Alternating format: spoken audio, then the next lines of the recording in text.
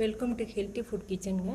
இன்றைக்கி நம்ம தக்காளி துவையல், அதுக்கு 4 தக்காளி பழம், பெங்களூர் தக்காளிங்க, அதை நறுக்கியிருக்கேன். 4 பழம் நறுக்கியிருக்கேன்.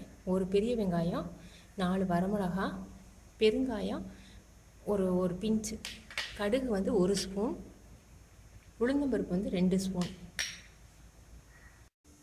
2 ஸ்பூன் நல்லெண்ணெய் ஊற்றியிருக்கேங்க. இந்த தக்காளி துவையலுக்கு இந்த தக்காளி பழம் பெங்களூர் தக்காளி தாங்க போடணும். அந்த நாட்டு தக்காளி போட்டிங்கன்னா ரொம்ப பிடிக்கும். கடுகு, உளுந்தம்பருப்பு, பெருங்காயம்,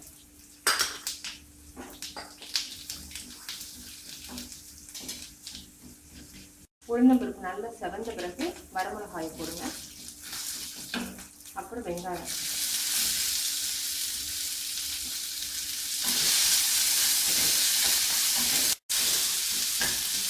இப்போ தக்காளி பழம்,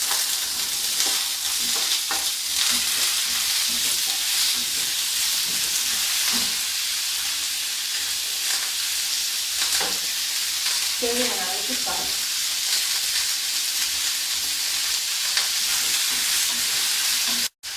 தக்காளி பழம் லேசாக வதங்கினா போதுங்க.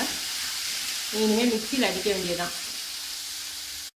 துவையல் அரைச்சதுக்கப்புறம் மறுபடியும் கொஞ்சம் நல்லெண்ணெய், 1 ஸ்பூன் மட்டும் நல்லெண்ணெய் ஊற்றி கடுகு உளுந்தம்பருப்பு அரை ஸ்பூன் போட்டு கருவேப்பிலை போட்டு தாளித்து கொட்டணும்.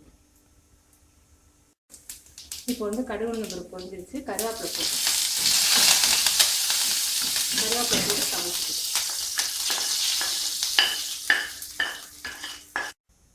தக்காளி சட்னி இப்போ ரெடி ஆயிடுச்சுங்க. நீங்கள் சாப்பிட்டு பார்த்துட்டு இது எப்படி இருக்குன்னு கமெண்ட்ஸ் சொல்லுங்கள். தேங்க்யூ.